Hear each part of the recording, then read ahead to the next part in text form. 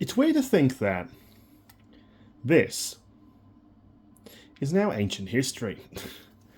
And that since it came out in 2014 and since it was discontinued at about 2021, 2022, we've now had 2 revisions of the motorized Thomas. So today we're going to be talking a little bit about this. I'm not going to open this one up though, because what I'm going to talk about are these. The All Engines Go Thomas and the brand new motorized Thomas. I literally picked this up today. Now, this is not going to be a ranty video. This is going to be more of a dissection, more of a deconstruction of these items to really discuss, I guess, the similarities and differences, the innards, to an extent, of these 2 pieces. Now, I've done a video like this before, and I'm going to be very curious to see what here is cross-compatible and what's changed. So let's get started. Now, the price of these shocked me, to be honest. It was $16, which I remember these always being $20. So I was a bit surprised, actually. Let's open this guy up first. Actually, let's open the All Engines Go. All right. I actually have to go and buy another one of these because I didn't realize I only had one left. I don't know where my loose ones have gone, unfortunately. I know I have a couple, but the problem is, because they're all repairs, the condition is not great. I don't have another one of these currently, but I will probably just end up going and buying one when I'm next in town. I really need to buy a Toby that a store there has.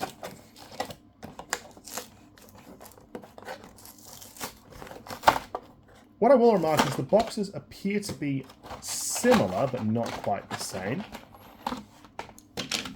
There we go, there's All Engines Go Thomas, which we'll have a look at in a second. I'm just going to put this all sort of back together so we can see. Now let's open up this guy. There's the 80th logo. So who knows what's going to happen with Thomas? I mean, once this goes finished, so I'm going to be interested to see where we go from here. Now, I'll always point out too, there was not a massive selection of these at the store I was at. There was Thomas, Percy, and Nia, and I made the decision to buy 2 Thomases and a Percy, because I figure I can get Nia when she costs basically nothing, when she's discounted to all buggery. So there wasn't the full range, because I would have loved the Scotsman. Haven't cut this very well.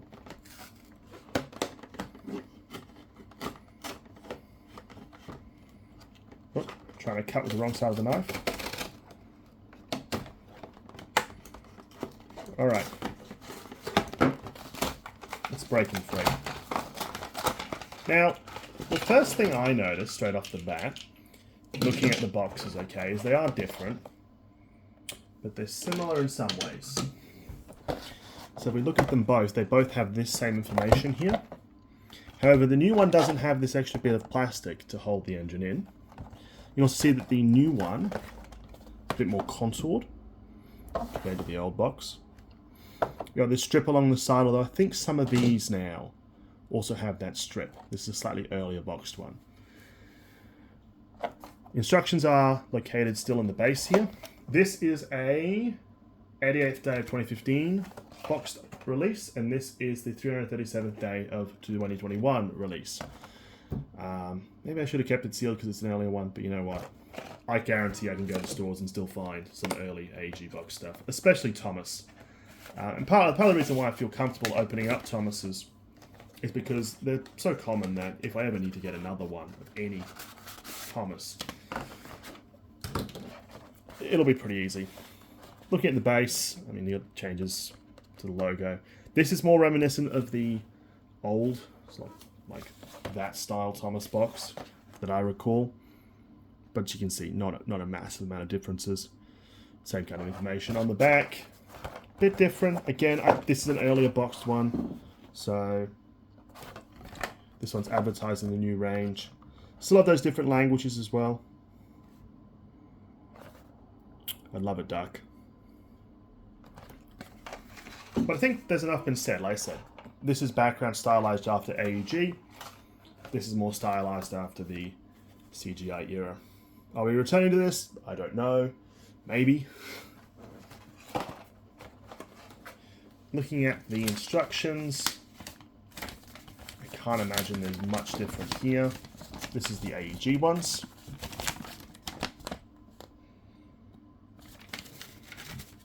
This is the new ones.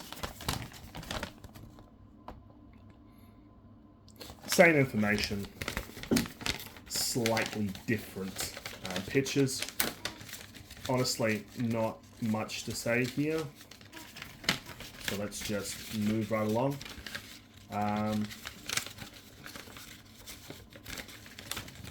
now struggling to get instructions back together. There we go. Alright. Let's have a look now at the engines. Now, in my last video, I remarked how there were similarities, but mainly a lot of differences between this and then these two. I mean, and then this one. But I'll be curious to see how cross-compatible these two are. So, I guess let's start with the first thing, which is let's open up the battery compartment and have a look.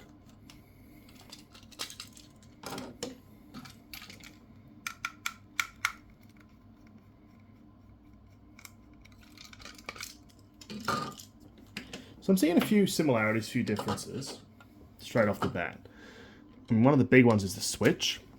So you might be able to pick it up on camera. In fact, it's very hard to tell, but this is a lot darker shade of red compared to the AEG switch. Okay, this is more the color red that the chassis is made out of, which may be the reason why.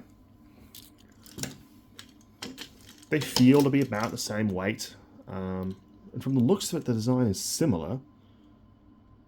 Let's have a look. Can you put the AEG chassis on this? Yes, you can. And I think it would actually have enough clearance too. This is actually far more compatible than when we compared this to the Trackmaster Evolution's originals. And I imagine you can do the same thing. Yeah. Okay. That actually, honestly, this improves the look of the AEG one so much more. Wow. Like, I'm actually surprised how good this looks. I mean, this looks terrible. I mean, I always hated the AEG chassis. They were pretty abysmal. So they are compatible, which is interesting. I mean, I'm not necessarily surprised. I kind of thought that'd be the case. Yeah. Now let's look at the rods. The rods are very interesting. They're a drastic change from the earlier designs. I mean, this is very rudimentary. This is actually a lot more detailed, a lot more interesting. Now, I don't own most of the range, but I'm not 100% sure. Okay, there are different rod designs. However, I'm inclined to say that they all use this basic one except for a couple of select characters. But other than that, they seem to be identical. So let's actually start by doing a bit of dissection now. We'll start with the new one. Now, it's still 3 screws. The same rudimentary design that they've been using since 2014 is still in effect. I mean, this is very similar to what I've seen, what I saw in the 2014. Let's have a look.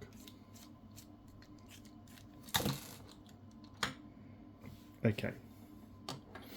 So, a couple of things to note starting off. I mean, this is the amount of grease you're going to get from the factory, so not a ton. Just get that screw out. It's not a ton of grease. The same basic axle design. In fact, I'm inclined to say this axle is identical. I think it is actually. Yeah, to the axle they used on this version. So that's actually good. That means that we've got a new supply of these. Well, that looks to be slightly darker rubber. Now, in saying that, it is still based on the AEG chassis, so this middle wheel set comes out. But once we open up the AEG, I think we'll see that it's the same basic design wheel set, and these are probably interchangeable. So, interesting. Coupling, it's a darker grey compared to the AEG one. But it appears to be the same design, which we'll see in a second. Switch housing, I'll have to double check once we open up this one, but from the looks of it, this is the same basic design they've been using since 2014. I mean, this piece here, I'm pretty sure is compatible across all 3 different versions, which is excellent. And I mean, these are the same. This part isn't the same, but all the metal contacts appear to be the same design, which is excellent to see as well. Let's take this off for a second. And yeah, it's the same basic design. I'll talk about the motors in a second. So let's just get this sort of sorted.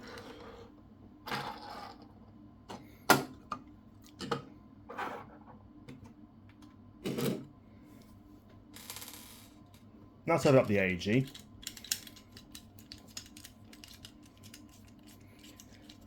I'm actually fairly happy that there's some similarities. I mean, at the very least, worst case scenario, if they do discontinue these quickly, which I don't think they will actually, the source of spare parts, there's a fair few things we can sort of scrounge off earlier releases.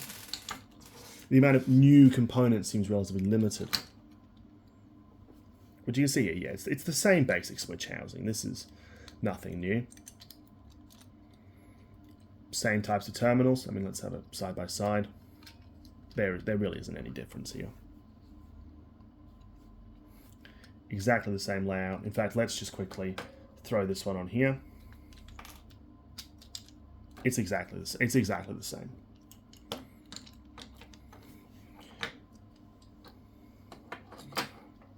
The differences really are, we'll talk about the motors separately. Is this different? No, not even this. This is exactly the same too. Let's do a bit of a comparison. Different designs, but it fits. No issue. It fits perfectly fine on there.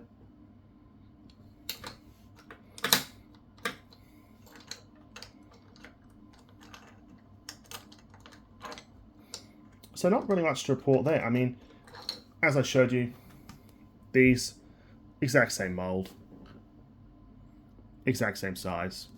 There's nothing really to report there. Different color. And that seems to be the general trend here, is that it's the same type of equipment, the same type of stuff, just in a different color. Okay? So I guess just for the sake of argument, let's open up this guy too. Now this guy's going to be a little bit weird because it's one I've serviced. It's not brand new. So a little bit fair on condition here. But just for the sake of argument, and just to show you sort of where we've come from.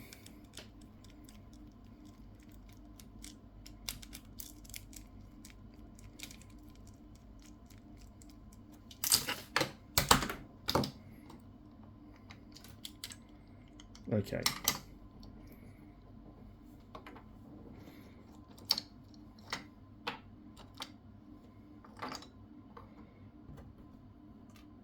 So, what are my thoughts? I have a few. Okay? Now, generally they appear to be pretty similar, which is good and bad. Okay? Now, the good news is that cross-compatibility of parts is a lot better. I mean, from the looks of it, this wheel set is identical in design to this wheel set from earlier ones. I can't see major differences there. Okay, the cogs are a darker color, but otherwise, just looking at the connections for the rods,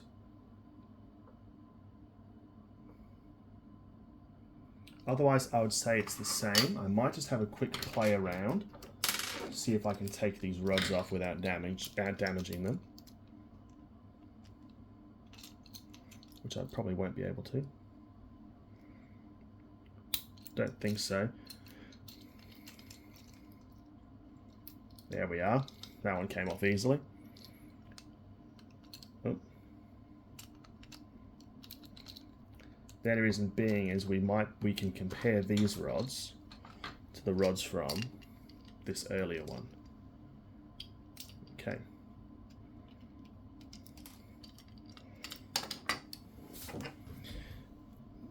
And look, they're about the same length. Is this hole the same?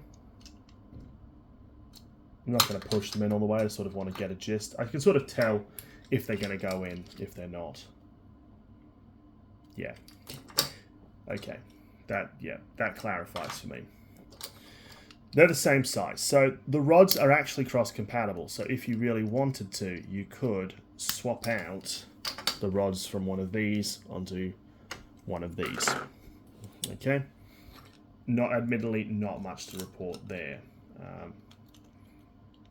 They seem to be about as fragile as your normal rods. So that's going to be a piece that's probably going to break a fair bit. Talking rolling stock, I mean, there isn't really much to say. You have the original red van for your typical Thomas of this era. You've got this blue truck. And then you've got this. One thing I did notice, actually, okay? Now, earlier Trackmaster Evolution stuff had these wheels, okay? Then you switched over to cog wheels. So this is like AEG, and then some later Revolutions items had cog wheels too. I think actually this Nia, which is sitting here, you'll see that it comes with, very hard to tell, but this comes with cog wheels as well for the rolling stock. But it looks like we're back to the standard wheels, which is interesting. We'll have a look at these later. What are my thoughts? Well, there's the good and the bad. So the good, I mean, the good is that there's cross-compatibility between this item and this item to an extent, and this item. What's the bad? They're still using the same shitty motors. Now, you may have noticed that this motor was green, and these ones were white. The white ones are pretty rubbish. Their durability is just not as good as the green motor. The green one I think is a Japanese motor, and the white ones are Chinese, or maybe from Thailand. And look, their quality is just not as good. That's sort of the end of it. I found these, again, rust will affect all of these things the same. Corrosion will as well. You've got contacts very close to the motor, it's going to cause issues. But these tended to be just a better motor for longevity. These tended to just wear out, and they were pretty rubbish, even when new. Interesting that this is a foam pad, but this one doesn't, but it's the same design. I just don't know how to feel about that. I mean, my advice to you then would be swap in the green motor. Or find one of these new, find like a used, even like finding a mid-range Nia or something new and just swapping the motor across. Because the green motor is just better. Or even finding a really good replacement. Let's talk aesthetics. Now, there are certain advantages to this item compared to these two, and that's the use of stickers. I mean, this doesn't really use any. This uses some here. And look, in my experience, these tend to wear pretty easily on these. Because there's no other stickers on them, they tend to get... It's like with the Tomies, it was clear that they were sort of a set and forget kind of toy. So people tended to take really good care of them. While these look like they don't have any stickers at all, tend to get a bit abused. It's not a massive problem, but you might notice it if you're buying one of these used down the track. Quality-wise, this feels nice. Like you've got like sort of a less glossy finish on the top. It definitely feels more premium, which is surprising because again, this was cheaper than this. It feels less like a toy, would be my thing. It actually does look really nice. And that face is really solid. I mean, design-wise, they're beautiful. Mechanically wise, they're what you'd expect from basically just a adaptation of the AEG. And they're fine. They could be better. Personal preference. I really liked Revolutions, and I still do. And I think that these offer something different, something new. Okay? And that's sort of where I put them. I don't think they're, for me, again, for me, I don't think they're better than Revolutions. I just think they're different. Like, you compare Revolutions, like, the character I keep going back to is Scotsman.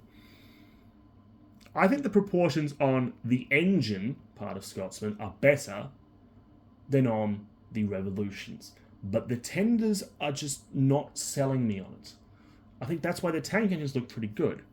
However, what you're still dealing with is the fact that you're dealing with a chassis that was proportioned for this generation of Thomas.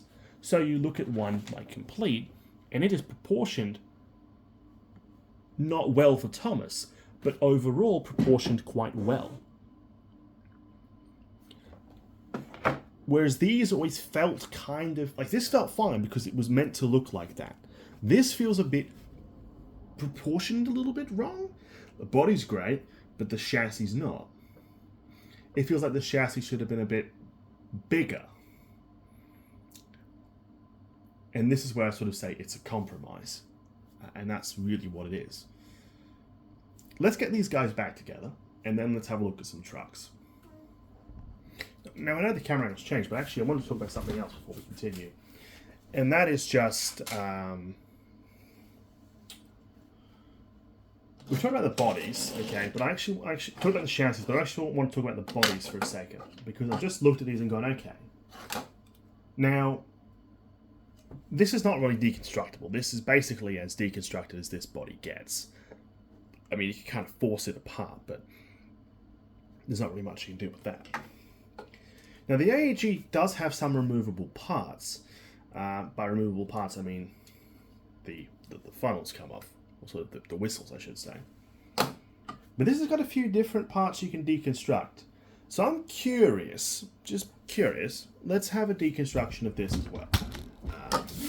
Try and get this set up a little bit better. Just because let's have a look at what actually comes apart. There's a few different screws here, so I'll be a bit curious. So that one's out. Okay. See, I took it out. That didn't do anything, but I took it out. Which is interesting. That didn't seem to actually release anything. Okay, maybe there's something else. Let's try taking out the other screw.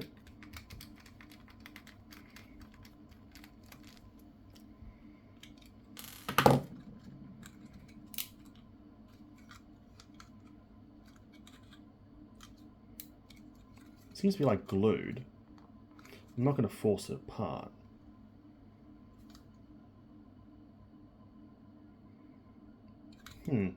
Okay, so here's what I'm thinking. So I'm not going to force it apart, but what I will say is looking inside this model, also interestingly the same screws that are used on the chassis. Okay, so the same tri-point, same length, everything from the looks of it. Now what I was going to say was, from the looks of it, if you can find a way to get this, if you can find a way to get this bit of running board off, there is actually a screw that I think releases the face and smoke box. So that's worth keeping in mind. Let's have a look at the rolling stock. Now, I don't think there's much to say here. There's the cogwheel thing I pointed out before. And the other thing is that I've just realized I have a truck very similar to this lying around. Wheels are darker. The coupling hook is again darker, and that's what I'm noticing actually. Now, interestingly, this is a bit of an amalgamation. You can see that it's got this rear plastic hook that looks like the old design, but it hasn't, because it hasn't got this plastic hook like this design. So it's a bit of a weird combo. But the gist I'm noticing is that the chassis themselves are a slightly different color. I mean, you can notice even on these, it's a different sort of colour. You can kind of tell on camera. It's very subtle. I don't think I'm going to take the trucks apart. I think that we kind of get what we're looking at. It's just this design with the wheels from this design. Same screws. Same hook design. Instead of having the old style hook design with the 2 pegs, we've switched over to the new design that just sort of pivots a lot more. It's on a circle. Yeah. So how do I feel having actually now hands-on with the new range? Well, look, something about it still just... something about it I don't like, but I don't hate it.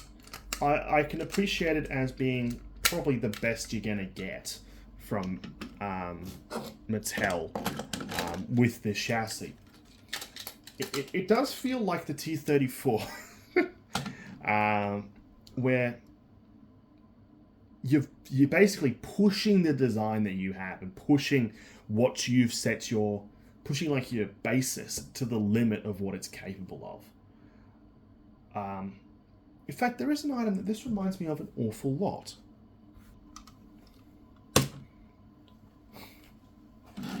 Yes, it's the return of Mr. Technological Dead End. I think that both of these represent basically the final evolution of what you can do with this chassis that you've been given. I think that's what's limiting most of these items from looking the best they absolutely can. You're constrained to the chassis you have. Now, for characters like Thomas, in both of these examples, it doesn't matter that much. He tends to look pretty good. But your tender engines suffer. Like Duck, holy shit, Duck looks perfect. But you're limited. So where do you go from here? And that's the point. Release all the characters in the range, do that. But then what? What is the natural evolution? And for a range like this, I'm not quite sure what that is meant to be. I think that you've done about as much as you can do with this chassis. So, for however long this goes for, I think this is going to probably be the last evolution of this design. I don't think we're going to, I guess, what am I trying to say? We're not going to be able to do much more with it. I'd be surprised if they did, to be honest. I mean... Again, not to just say it's Tomy Trains fucking again, but it is Tomy Trains again. You can add driving wheels to it and you can change it, but again, you're restricted to a system that was clearly designed to cut costs. And that just wasn't as flexible or inflexible, but with more variety as the Tomy that came before it. So weirdly, it makes more sense to compare this to this. 2 items that, again, as I've said, were technological dead ends. There was nowhere more to do with this. There was nowhere more to go. The only way to improve either of these now is to start again. Which I just don't think Mattel will do, but remains to be seen. It all comes full circle. It all comes back around. Weirdly to Tomy Trains in my case. But I think that's something important to say. And it's an important comment to make. And the final comment I'm going to make on a video that is way too long. Yeah.